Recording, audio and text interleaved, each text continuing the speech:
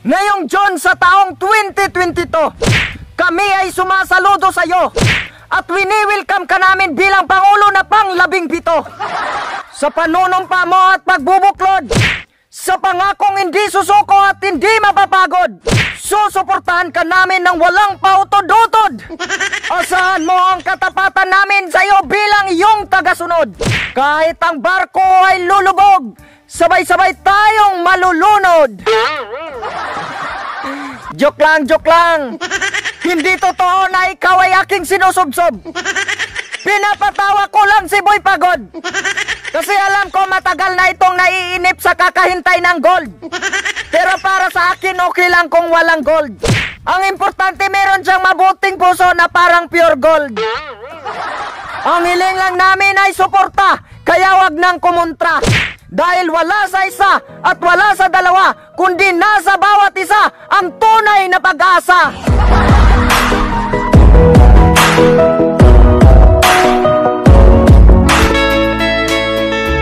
Alam mo, Madam Lini, hindi matatalo ng apoy ang tubig. Kaya kailanman hindi mananaig ang galit sa kapangyarihan ng pag-ibig.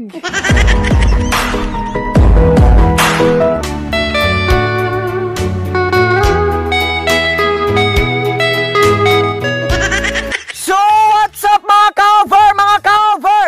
Nandito na naman si Super Dim, ang makata ng bayan o pambansang makabayan. Pero dahil bago ka pa lang sa aking channel, alam ko hindi ka pa nag-subscribe, kaya pindutin mo na ang subscribe. And don't forget to click the notification bell para updated ka sa mga guwapo.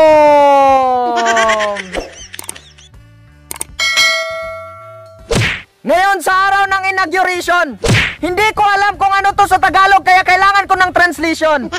Kaya kung meron kang idea, i-comment mo na ngayon. Kasi kung ang pagbabasihan ay aking opinion, ang pagkakaalam ko lang, siya ay manunumpa sa kanyang posisyon. Kasabay ng kanyang panunumpa, siya naman ay sinusumpa ng mga taong mahilig magpaalala. Pero tingin ko kayo ang dapat na pinapaalala. Dahil hindi nyo na alam kung ano ang ibig sabihin ng pagkakaisa. Ang sabi nyo, magbabantay kayo. Pero ang babantayan nyo ay ang mali at hindi ang tama. Kaya kung naghahanap kayo ng butas, wag na kayong umasa pa. Dahil kung ang pamamalakad noon ay maganda, ngayon ay mas lalong pagbubutihin pa. Ang hiling lang namin ay suporta, kaya wag nang kumontra. Dahil wala sa isa at wala sa dalawa, kundi nasa bawat isa ang tunay na pag-asa.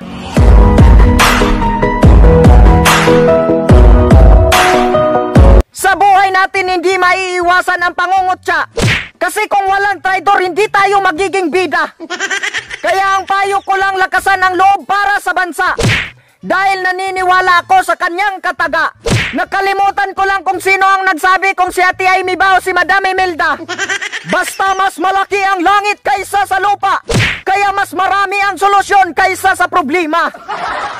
Pakiusap ko sa mga kakampon sa oras ng inauguration. Imbes na mag-rally kayo, pakinggan nyo na lang ang kanyang explanation. Baka sakaling maramdaman nyo ang kanyang emosyon. Dahil sa lalim ng kanyang mensahe na kasing lalim ng talon. May malalaking tao, malaking protesta ang kanilang plano. Hindi daw para manggulo, kundi paalalahanan ng mga tao. Totoo ba ang narinig ko? O niluloko nyo lang kaming mga gwapo? Paano kapag sinapak kita tas sasabihin ko na joke lang to? Ganyan ba ang ibig sabihin mo? Kung kakalabanin mo ang Pangulo, parang kinakalaban mo na rin ang bayan mo. Kaya pakiusap ko sa mga kabataan ngayon, huwag kayong magpapalin lang sa mga kakampon. Dahil sa kahirapan na hindi pakikipag-away ang solusyon. O aming Pangulo, ngayong John sa taong 2022, kami ay sumasaludo sa iyo. At wini-welcome ka namin bilang Pangulo na pang-17.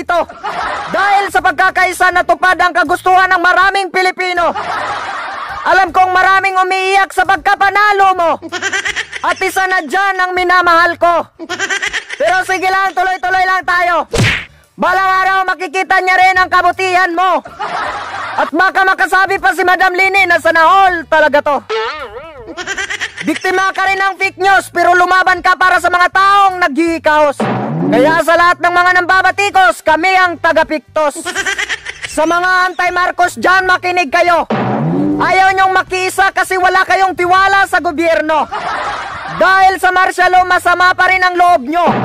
Pero kung gusto nyong magbago, makinig kayo sa mga sinasabi ko. Dahil sa kasinungalingan, nasasaktan kayo. Pero mas masasaktan kayo kung malalaman nyo ang totoo. Ang hukbo ng bayan ay disiplinado. Ang gumagawa ng karahasan, yon ang mga piking sundalo. Tinatanong nyo ba kung sino? Itanong nyo kay Ramos at kay Aquino. Kasi alam nila kung sino ang nagpapanggap para siraan ang ating bayaning Pangulo. Nagpapasalamat ako sa pagbangon ng Tigre. Dahil sa iyo ay nagising kami. Matagal-tagal na rin kaming pinatulog ng mga dilawang tae. Sa pagtataguyod mo ng unity, karangalan ko dito ang makapagsilbi. Sa pagsanib pwersa ng pula at berde, ito ang tunay nating kakampi. Kaya suportahan natin ang destabilization at mandatory para sa pagiging strong country. Ang pagkakaisa ay parang pagkain. Kailangan mo nang lutuin bago kainin. Kaya kung gusto nyo ng pagkakaisa, suporta muna bago kumontra. Kasi hindi tayo magtatagumpay kung hindi tayo magsama-sama. Namimiss na kita, Madam Lini. Siguro naintindihan mo na ang aking mga sinasabi. Siguro makiisa ka na sa unity. Pero ang higit na mas nakakabuti, kung hikayatin mo rin ang lahat ng iyong kakampi. Sa pagkakataong ito, papatunayan ng presidente na ang solusyon sa pag-unlad ay unity at hindi paghihigante. Kaya kung makikipagsanib pwersa ang Rosa sa Tigre, siguradong tayo'y magiging strong country.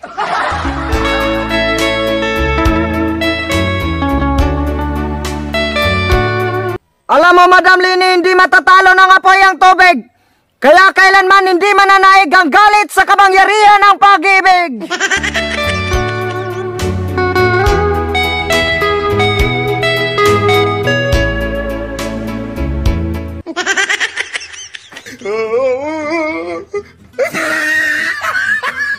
Alam mo, Madam Lini, masarap ibigin ang kaaway. Kaya samahan mo kami para tayo'y magtatagumpay.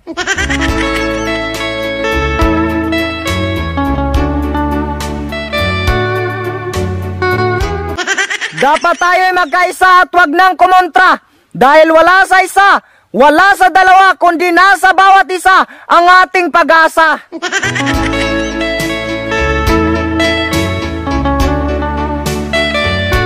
Oh, Madam Lini, pangit man kami sa iyong paningin.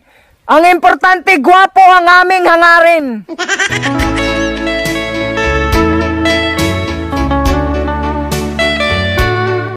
Oh, Madam Lini, pangit man kami sa inyong paningin. Mas lalo ka na rin.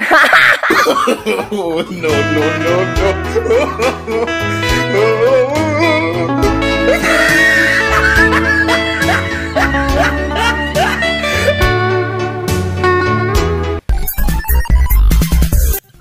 Sa panunumpa mo at pagbubuklod. Yabagid, sa namaning tingoga. O aming Pangulo, ngayong John sa taong 2022. Sa panunumpa mo at pagbubuklod. Sa pangakong hindi susuko at hindi susugod. Ay, mali. Yan. Pinapatawa ko lang si Boy Pagod. Na. Pinapatawa ko lang si Boy Pagod.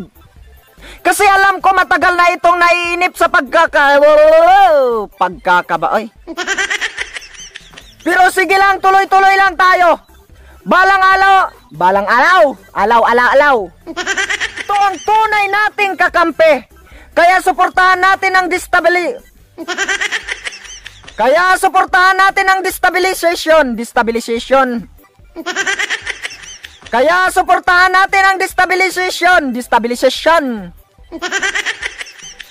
Alam mo, Madam Lini, hindi matatalo ng apoy ang tubig. Kaya kailanman hindi mananaig ang... Pero para sa akin, okay lang kung walang gold. Ang importante, meron siyang mabuting puso na parang pure gold.